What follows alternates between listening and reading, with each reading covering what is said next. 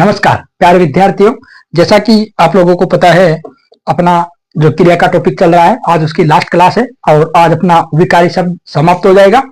उसके बाद हम पढ़ेंगे अविकारी शब्द और अविकारी पढ़ करके वाक्य पे आएंगे और वाक्य पूरा होते ही अपनी शिक्षण विधियां होते अपना रीड का और लगभग पूरी की पूरी व्याकरण अपनी समाप्त हो जाएगी। उसके बाद में फिर हम देखेंगे कि क्या पढ़ेंगे। और आज इसका नाम थोड़ा चेंज किया, कल एक भैया ने कमेंट किया, अच्छा भी लगा कि हिंदी तो हिंदी में लिख दी थी और इसीलिए आज हिंदी में लिख दिया। और आगे अगर रहा तो उस चैनल का नाम ही चेंज कर देंगे। बस आप लोगों की वो चाहिए सुझाव कि क्या रखना है क्या नहीं रखना है। तो आज हम पढ़ेंगे, क्या पढ़ेंगे? क्रिया। इससे पहले एक बात कहना चाहता हूं कि आप वीडियो को स्किप ना करें, पूरा देखें। कोई भी एक टॉपिक पे वीडियो देखें, जैसे क्रिया के 4 वीडियो 5 वीडियो, उनको पूरा देखें और फिर ये निर्णय ले कि हमें चैनल को सब्सक्राइब करना है, पढ़ना है, नहीं पढ़ना है, फिर आप लोग ये कर सकते हैं।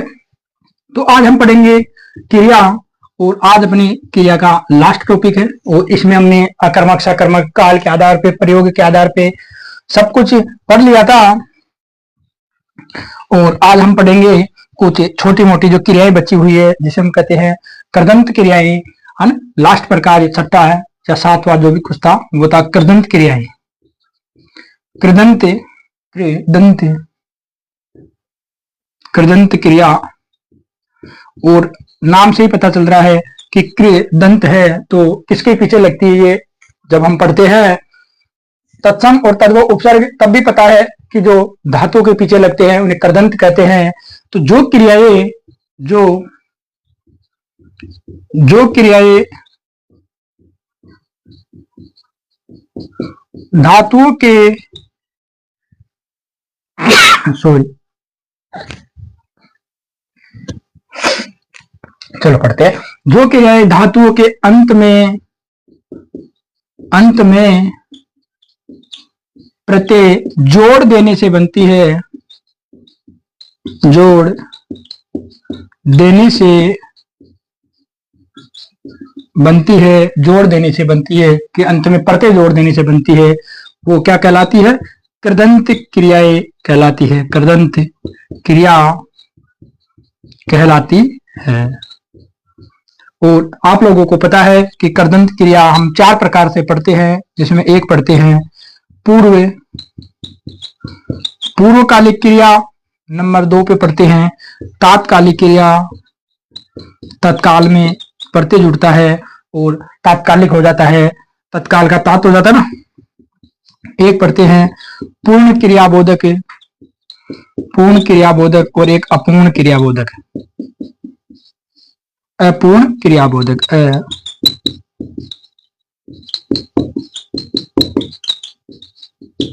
अपूर्ण क्रियाबोधक है। तो पूर्वकालिक, और आप लोगों को पता है कि पूर्वकालिक में कौन सा प्रत्यय जुड़ता है? कर प्रत्यय जुड़ता है और वो पूर्वकालिक हो जाती है। पूर्वकालिक में 2 क्रियाएं होती है, 2 क्रियाएं होती है और पहली क्रिया पहले संपन्न होती है ना। एक क्रिया पहले संपन्न होती है और फिर बाद में मुख्य क्रिया होती है। बाद में मुख्य क्रिया, इसमें क्या होता है? इसमें भी 2 क्रिया होती है, तात्कालिक में भी 2 क्रिया होती है। एक क्रिया मुख्य क्रिया होती है, मुख्य क्रिया, और एक होती है जो मुख्य क्रिया से पहले तत्काल पहले समाप्त या संपन्न लिख दो, संपन्न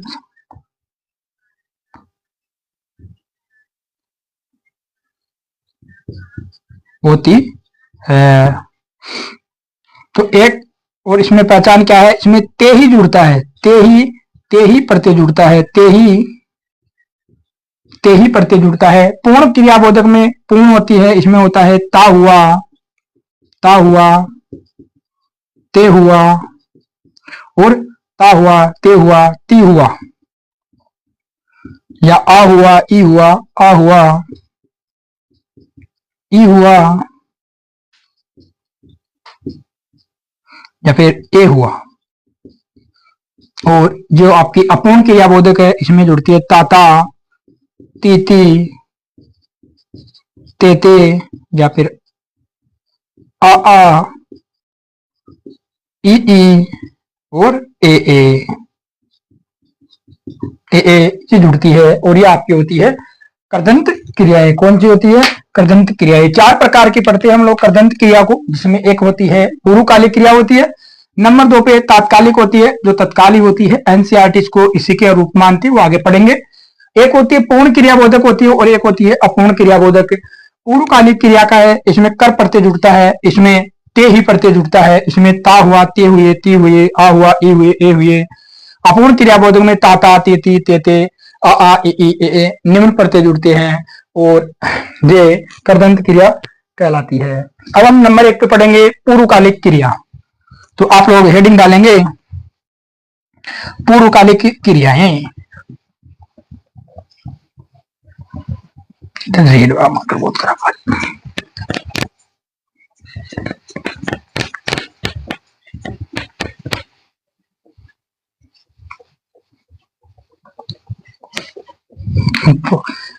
अच्छा, सर्दी का असर हो गया।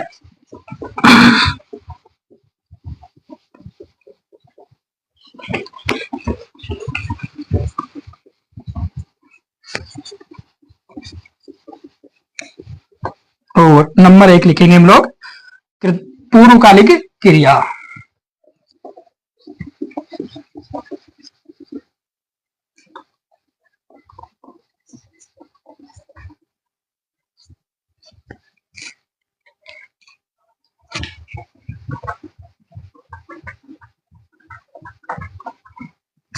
बहुत भारी हो गया बेटा। नंबर 1 और नंबर 1 पे डालो पूर्व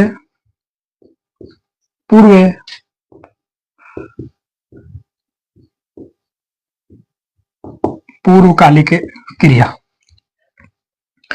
यानी वे क्रिया जो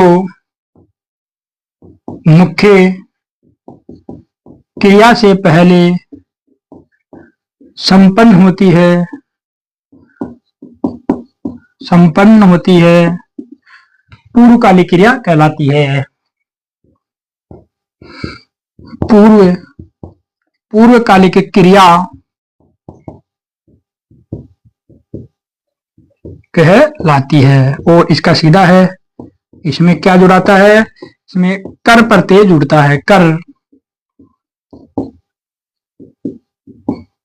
प्रत्यय जुड़ता है, फिक्स है। कर के अलावा कोई प्रत्यय नहीं जुड़ेगा। अगर कर के अलावा कोई प्रत्यय है तो फिर वो पूर्वकालिक क्रिया नहीं होगी, वो तात्कालिक हो सकती है और भी हो सकती है, लेकिन इसमें कर प्रत्यय जुड़ता है। आप लोगों ने सुना होगा एनसीईआरटी, और एनसीईआरटी कहती है कि जो पूर्वकालिक क्रिया यानी इन क्रियाओं पर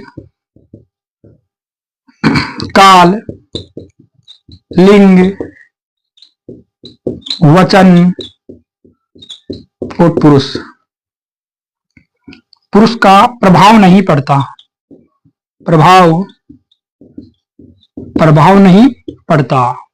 और ये मैंने ये पूरी की पूरी लाइन आपकी एनसीईआरटी में देख सकते हो कि इन क्रियाओं पर काल, लिंग, वचन, पुरुष का प्रभाव नहीं पड़ता। यह अव्यय या क्रिया विशेषण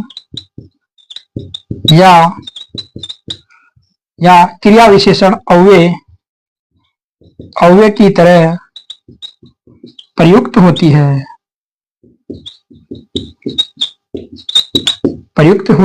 या उनकी जगह प्रयुक्त होती है। तो इन क्रियाओं पर काल, लिंग, वचन, पुरुष का कोई प्रभाव नहीं पड़ता। और ये अब जब इनका प्रभाव नहीं पड़ेगा तो वो अव्यय होगा, या क्रिया विशेषण भी आप लोगों को पता है एक प्रकार का अव्यय है, इनकी तरह प्रयुक्त होती है। और ये आपकी एनसीईआरटी से उठाई गई है और उसी का उदाहरण एनसीईआरटी का ही है कि बलवीर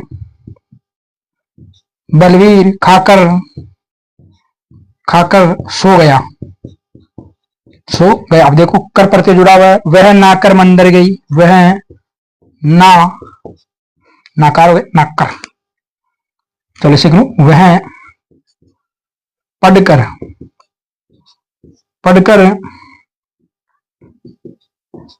मंदिर गई। और एक जबरदस्त उदाहरण आप लोगों को पता हो तो चूहा चूहा शेर पर चढ़कर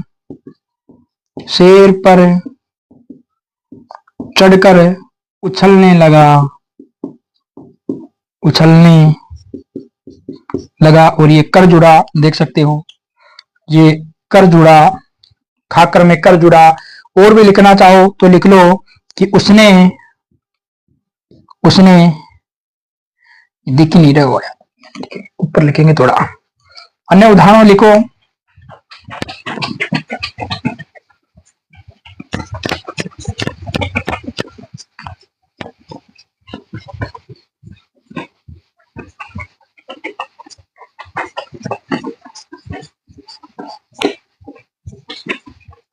और लिखेंगे वह दूध पीकर सो गई। वह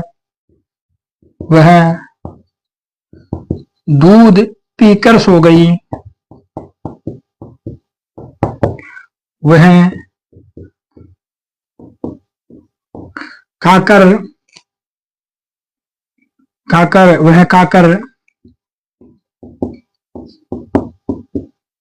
पढ़ने गई। जिसमें कर जुड़ा है बस वो क्या है, वही है। वह नहाकर गाकर गीत गाकर, वह उसने कपड़े धोए और सुखा दी। उसने कपड़े धोकर सुखा दिए,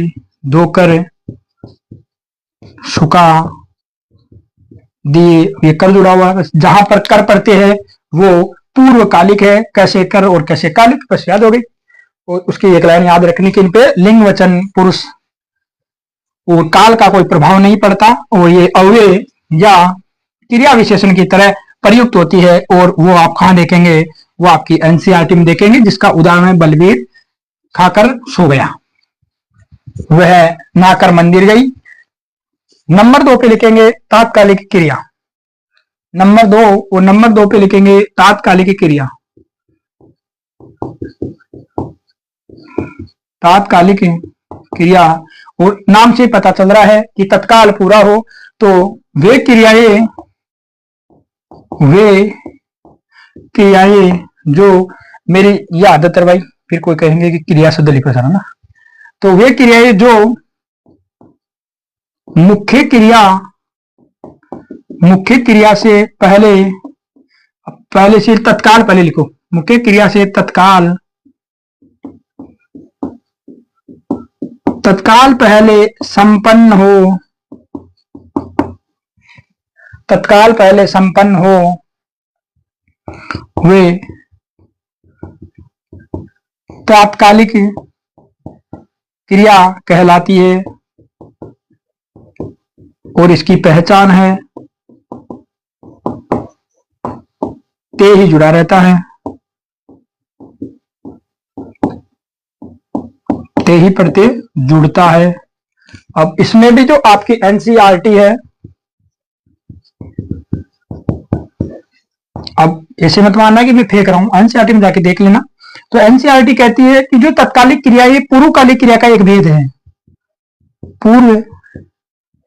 पूर्वकालिक क्रिया का ही एक भेद मानती है। कौन? एनसीईआरटी। यानी एनसीईआरटी में लिखा गया है कि ये जो पूर्वकालिक क्रिया है उसी का एक भेद है, एक रूप है। कौन सी?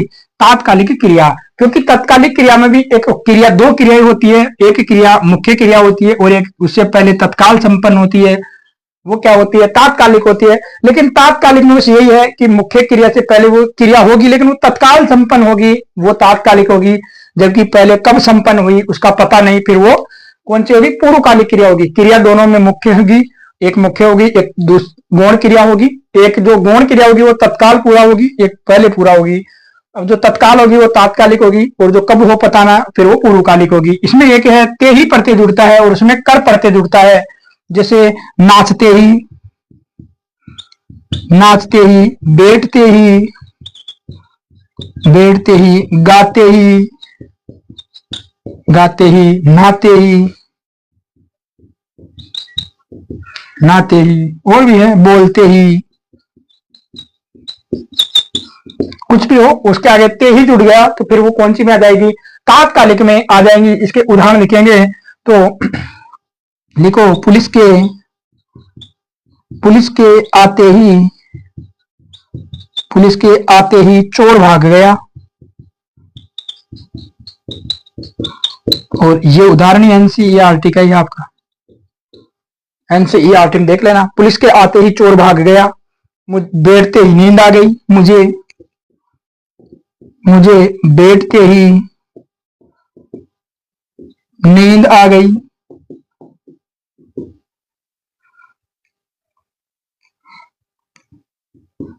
वह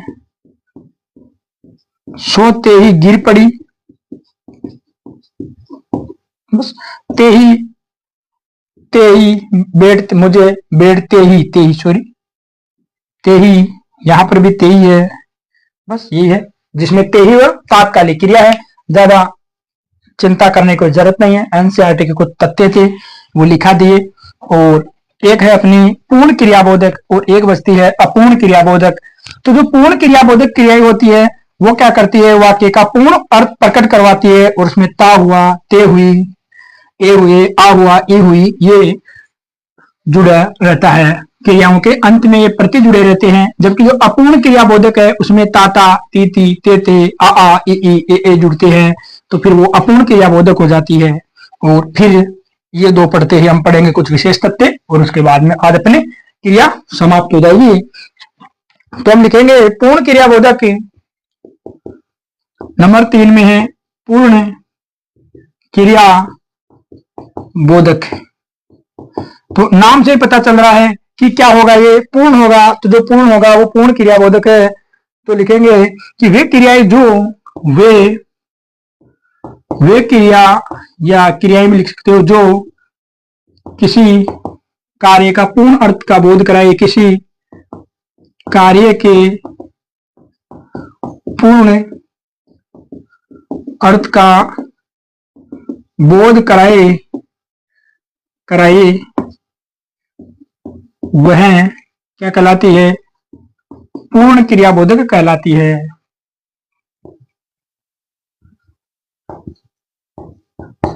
पूर्ण क्रिया बोधक कहलाती है। पहचान बताई थी, ताव, आती हुई, ते हुए लिखेंगे।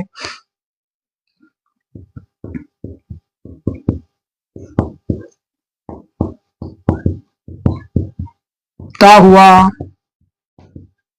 ती हुई और ते हुआ। आ हुआ, ई हुई, ए हुए।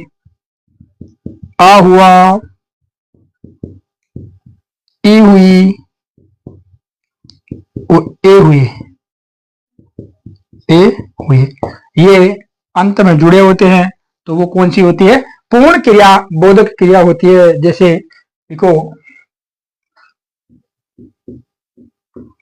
बच्चे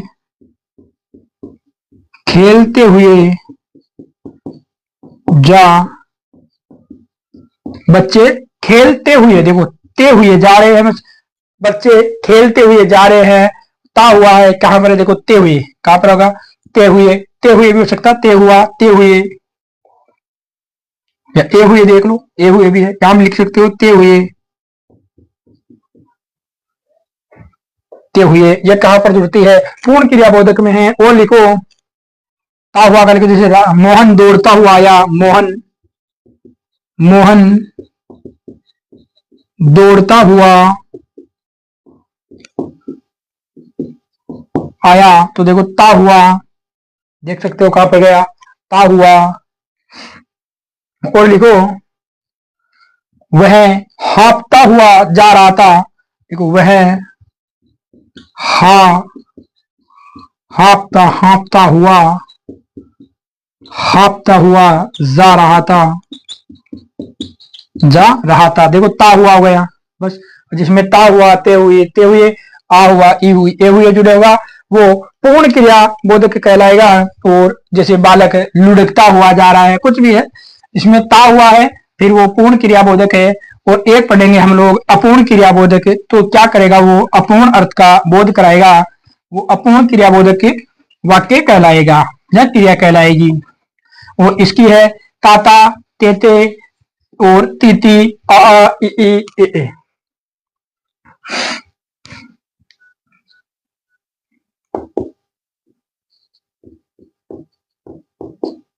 अपूर्ण क्रिया, अपूर्ण क्रिया बोधक, और नाम से पता चल रहा है आप लोगों को कि अपूर्ण क्रिया बोधक क्रियाएं क्या होती है। तो लिखेंगे कि वे क्रियाएं जो किसी कार्य का, वे क्रियाएं जो किसी कार्य के अपूर्ण अर्थ का बोध कराए, अपूर्ण अर्थ का बोध कराए, वे अपूर्ण क्रिया बोधक कहलाती है। वे क्रियाएं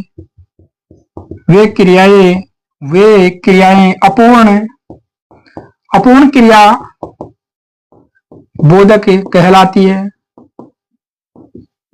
पहचान लिख सकते हैं आप लोग। तो इसकी पहचान है ताता, तीती, तेते, आ, ई और ए। ताता, तीती, तेते, आ, ई, ए। ये क्या है? ये अपूर्ण क्रियाबोधक की पहचान है। जैसे राधा दौड़ते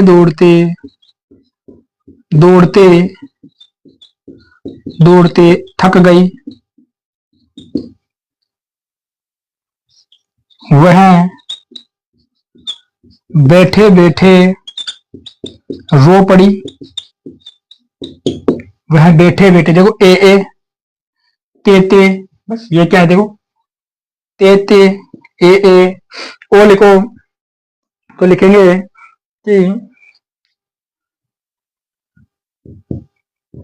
राम चलते चलते थक गया, गई है, अकेला इसलिए गया आएगा, वैसे तो इज्जत है, सम्मान है। राम चलते चलते थक गया और तेरी बातें सुनते सुनते मेरे कान पक गए, वगैरह वगैरह, और भी लिख सकते हो। और इसके बाद अब हम लिखेंगे विशेष तथ्य, या कुछ कहो, या जो चीजें अपनी क्रिया के टॉपिक में छूट गई थी उन चीजों को मान लो, या विशेष तथ्य मान लो, या कुछ अलग चीजें मान लो जिनको वहां बताना संभव न हो सका, तो हम यहाँ बता रहे हैं। और उसके बाद में फिर अपना आज का वीडियो और क्रिया टॉपिक दोनों समाप्त हो जाएंगे। और मैं तो यही कहता हूं कि आज की क्लास को मिलाओ, कहीं कहीं तो मिलाओ, कुछ ना कुछ तो करो। और काल के आधार पे भी पढ़ते हैं तो याद आ गया, 3 है। एक तो भूतकालिक होती है, भूतकालिक क्रिया होती है, एक वर्तमान कालिक होती है, और एक जो तीसरा प्रकार होता है वो एक भविष्यत काल होती है। भविष्यत कालिक क्रिया होती है। तो काल के आधार पे पूछे तो 3 प्रकार की होती है, भूतकालिक, वर्तमान कालिक और भविष्यत कालिक। भूतकाल के सारे उदाहरण भूतकालिक में आएंगे, वर्तमान के वर्तमान में आएंगे, और भविष्यत काल के भविष्यत काल में आएंगे। अगर यहां समझाना चाहूं तो ये दोनों जो क्रिया होती है, ये क्रिया सिद्ध रूप में होती है, जबकि ये साध्य रूप में होती है, बाई, लिखो बाई हरदेव बिहारी ना, हिंदी शब्दानुशासन, हरदेव बिहारी, किताब का नाम लिखो हिंदी शब्दानुशासन, हिंदी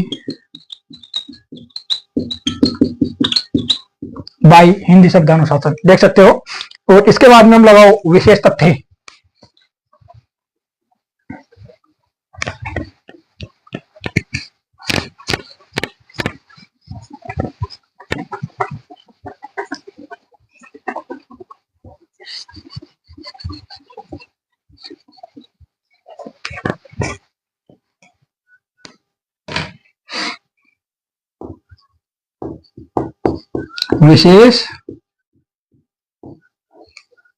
विशेष तथ्य क्या है?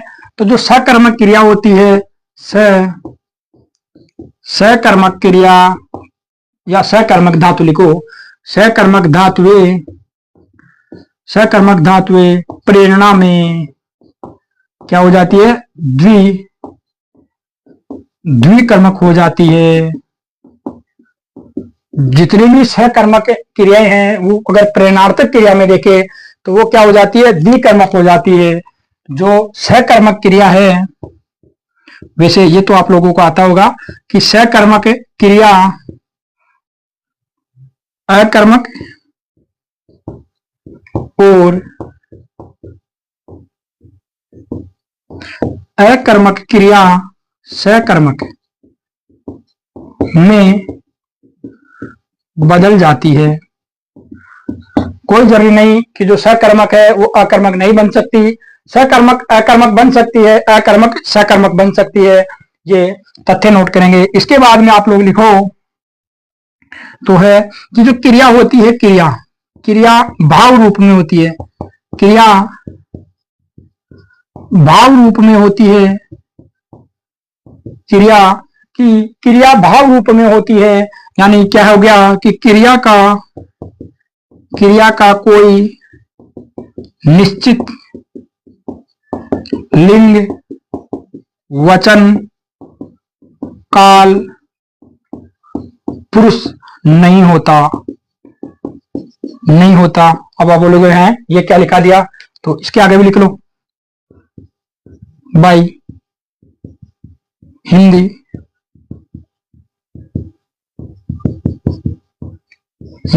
शब्दानुशासन का मामला ये कि क्रिया भाव रूप में होती है, क्रिया का कोई निश्चित लिंग, वचन, काल, पुरुष नहीं होता। जैसे पढ़ना एक क्रिया है, पढ़ना एक क्रिया ना, कि पढ़ना एक क्रिया है। अब पढ़ना क्रिया आते हम क्या जानेंगे कि ये पुल्लिंग पुल्लिंग मानते हैं। यानी स्वाभाविक सी बात है कि कोई भी शब्द हो, या वो तो हिंदी में या तो स्त्रीलिंग हो या फिर पुल्लिंग होगा, यही है। अब संस्कृत में इसका क्या है, एक चलता था कि नपुंसक लिंग, जिसका हमें लिंग पता नहीं हो, फिर वो कहां चली जाती थी, नपुंसक लिंग चली जाती थी। तो पढ़ना एक क्रिया है और हम इसे क्या मानते हैं, पुल्लिंग मानते हैं। लेकिन ये जवाहरदेव बिहारी जी जो हिंदी शब्दानुशासन में क्या लिखा हुआ है, तो वो लिखा हुआ है कि ये क्या है, औत्सर्गिक है। कैसा रूप है, औत्सर्गिक रूप है, औत्सर्गिक रूप है। यानी क्या है कि जिसके बारे में कुछ पता नहीं कि क्या ये पुल्लिंग होगा या स्त्रीलिंग होगा, तो फिर उसका स्वाभाविक रूप क्या होता है वो मान लेते हैं। जैसे संस्कृत में स्वाभाविक रूप नपुंसक लिंग माना जाता है, लेकिन अपने यहाँ नपुंसक लिंग है नहीं, इसलिए पढ़ना क्या हो जाएगा, अपने पुल्लिंग हो जाएगा। लेकिन ये फिक्स नहीं है, केवल ये मानते हैं, फिक्स बात है कि क्रिया भाव रूप में होती है, क्रिया का कोई निश्चित लिंग, वचन, काल, पुरुष नहीं होता। जैसे हम कहते हैं धारणा, तो धारणा में स्त्रीलिंग मानते हैं ना स्त्रीलिंग, लेकिन ये फिक्स नहीं है। अगर सुशीला होती, सुशीला, तो ये फिक्स है कि ये स्त्रीलिंग है, लेकिन ये और ये क्या नहीं है, ये फिक्स नहीं है कि ये पुल्लिंग है, ये स्त्रीलिंग है, ये निश्चय नहीं हो पाता। ठीक है, इसके बाद में हम लिखेंगे, ये तो थोड़ा बताने के लिए बताया था क्योंकि वहां लिखा हुआ है ऐसा, यहां तक लिख लो आप लोग तो, कि क्रिया भाव रूप में होती है, क्रिया का कोई निश्चित लिंग, वचन, काल, पुरुष नहीं होता। और लिखेंगे क्रिया, और ये शब्दानुशासन है कि क्रिया के निकटतम दो ही कारक होते हैं, आप लोगों को पता होगा। तो क्रिया के निकटतम दो ही कारक होते हैं, दो ही कारक होते हैं, और एक है कर्ता और एक होता है कर्म। इन्हीं पर प्रभावित होती है, इन्हीं पर आधारित होती है कौन, क्रिया, तो इन्हीं पर आधारित होती है क्रिया। यानी क्रिया का प्रभाव या जो आप कहो फल किस पे पड़ता है, या तो कर्म पे पड़ता है या फिर कर्ता पे पड़ता है। यानी इन्हीं यानी कर्ता या कर्म पर पड़ता है। तो क्रिया के निकटतम दो ही कारक होते हैं, एक कर्ता कारक होता है और एक कर्म कारक होता है। क्रिया इन्हीं दोनों के निकट होती है, इन्हीं पर आधारित होती है। जो क्रिया का फल या जो प्रभाव होता है, वो प्रभाव या फल या तो कर्ता पे पड़ता है या फिर कर्म पे पड़ता है। ये भी आपका इसी का है, बाई शब्दानुशासन लिख सकते हो। इसके बाद में लिखो, शायद क्या आ जाएगा कि जो नाम धातु है, नाम धातु और अनुकरणात्मक है, नाम धातु और अनुकरणात्मक जो क्रियाएं हैं वह, तो लिखो क्रिया वह क्या लिखते हो कि नाम धातु और अनुकरणात्मक क्रियाएं सकर्मक और अकर्मक, सकर्मक और अकर्मक दोनों होती है कि जो नाम धातु और अनुकरणात्मक क्रियाएं हैं वो सकर्मक भी होती है और अकर्मक भी होती है। इसके बाद में हम लिखेंगे, थोड़ा सा मिटा देते हैं, विशेष तथ्य मिट गया, वापस लिखेंगे इंपॉर्टेंट फैक्ट। और फिर इसके बाद में हम क्या करेंगे, अपनी आज की क्लास बस 2-5 मिनट बाद में समाप्त होने वाली है। फिर अब हम पढ़ेंगे आगे, और आगे हम पढ़ेंगे, क्या पढ़ेंगे, फिर वो विकारी के बाद में अविकारी पढ़ेंगे। तो पढ़ेंगे, लिखो क्रिया कहीं, या ऐसे नहीं, क्रिया कहीं लिख सकते हो, या फिर ऐसे लिखो, लिखो क्रिया कहीं सिद्ध रूप में, यानी कहीं सिद्ध रूप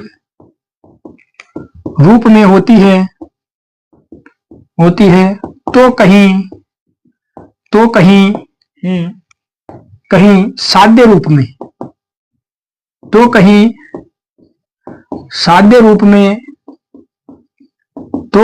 साध्य रूप में होती है।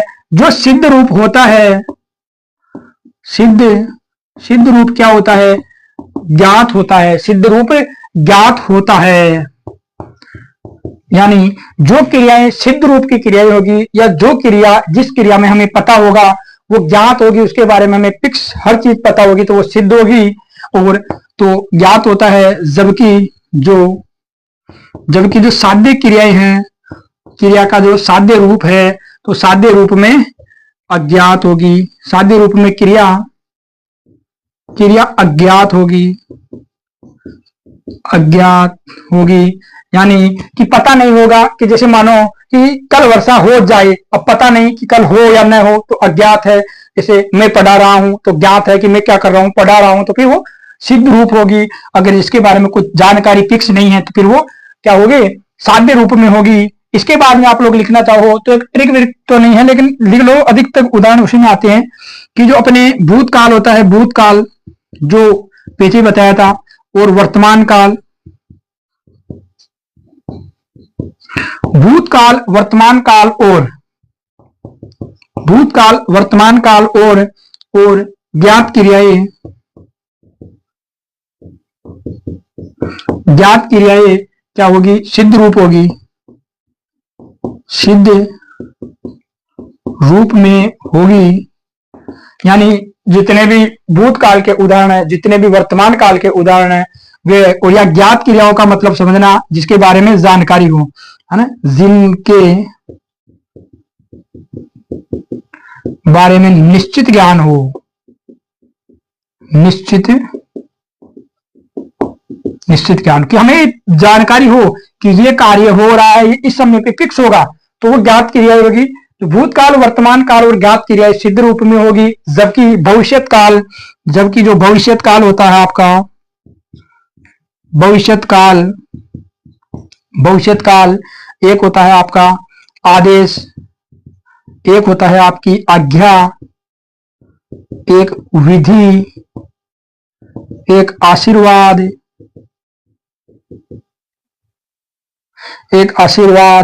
एक होता है आपका प्रार्थना, एक होता है आपका निमंत्रण, प्रार्थना। तो भविष्यत काल आदेश, आज्ञा, विधि, आशीर्वाद, प्रार्थना, निमंत्रण और निमंत्रण आदि की क्रियाएं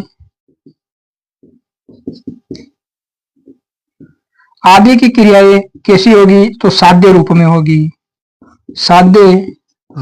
होगी। यानी कि देखो, भविष्यत काल में भी क्रिया कब होगी पता नहीं है, ठीक है। आदेश की दरवाजा बंद कर देना, वो आदेश निकाल देना तो फिक्स नहीं है, कि बंद कर दो तो फिक्स है कि करेगा ही करेगा। आज्ञा है, कोई विधि है, कोई आशीर्वाद दो, कोई प्रार्थना करो, निमंत्रण दो कि हमारी शादी में आना, आए ना आए फिक्स नहीं है।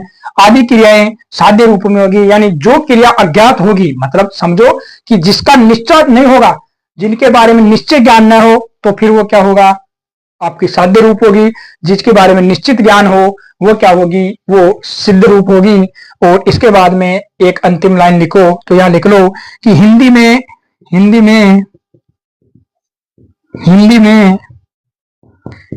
में सभी धातुएं हिंदी में सभी धातुएं स्वरांत होती है, स्वरांत होती है, एक भी व्यंजनांत नहीं होती, एक भी व्यंजनांत नहीं होती, व्यंजनांत नहीं होती। यानी हिंदी है, अपने हिंदी में जितनी भी धातु हैं उनका अंत स्वर से होता है, एक भी धातु ऐसी नहीं है अपने जिसका अंत व्यंजन से हो। ठीक है, और आज अपनी होती है कक्षा समाप्त। इसके बाद में हम क्या करेंगे, कल करेंगे हम लोग विकारी शब्दों से अविकारी शब्दों की ओर बढ़ेंगे। तो अविकारी शब्दों का टॉपिक स्टार्ट करेंगे। और आप लोगों से बस यही है कि लाइक शेयर सब्सक्राइब करें, और एक वीडियो कोई सा भी देखे बस उसको क्या करें, अपने नोट्सों से या जितने भी भूकाल मचाने वाले आपके गुरुदेव हैं उनसे मिलाइए। और आप लोगों को जैसे कल एक भैया ने बताया उसी प्रकार अगर कोई कमी लगे या कुछ सुधार करना हो, कुछ चीजें हो, मान लो गलती से कुछ लिखा दिया जाता है कभी फ्लो में, तो उसके बारे में जरूर बताइए। और जल्दी ही अपने रीड के जो फोरम है वो स्टार्ट हो ही रहे हैं आपके लिए, रीड के लिए बहुत बढ़िया है। सेकंड ग्रेड आ गई है, फर्स्ट ग्रेड है, और एपी है, एलडीसी है, मतलब जहां पर भी आपके क्या जुड़ी हुई है, व्याकरण टॉपिक लगा हुआ है, व्याकरण है, उसके लिए बहुत फायदेमंद होगी। अब ये मैं नहीं कह सकता कि सारा का सारा यहीं से आ जाए, क्योंकि कोई संभावना है नहीं, अनंत है व्याकरण, कोई है नहीं कि एक उदाहरण हो तो यहाँ से बता दिया। बस ये नियम यही है, इसके बाद कोई नियम नहीं है। और जो जानकारी है, जो इंपोर्टेंट फैक्ट है, वो भी आप लोगों के समक्ष प्रस्तुत हो रहे हैं। इसी के साथ आज की कक्षा समाप्त करते हैं। लाइक शेयर सब्सक्राइब करें और जल्दी से अपने चैनल का नाम बताएं, क्या करें, नाम चैनल का चेंज करेंगे। ठीक है, धन्यवाद।